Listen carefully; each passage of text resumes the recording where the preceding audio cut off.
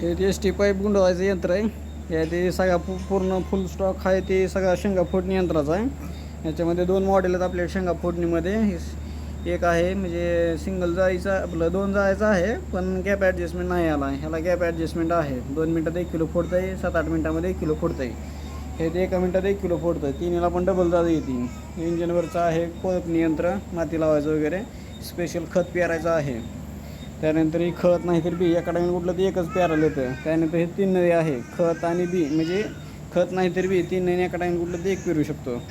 पुन्हा हे खत आणि बियाचं सोबत 1 नळीचं आहे. ह्याच्यामध्ये 2 नळीचं पण आहे, ते पण जोडलेलं नाही. त्यानंतर हे टोकन यंत्र आहे. जे ग्रॅमवरचं लहान जे बी राहतं का ते आपण ह्या साह्यानं ही करू शकतो, टोकन करू शकतो. त्यानंतर हे कांदा कापणी यंत्र आहे. डायरेक्ट कॅरेटमध्ये कांदा पडतो. त्यानंतर ही ड्रिप पाईप गुंडाळायचा आहे.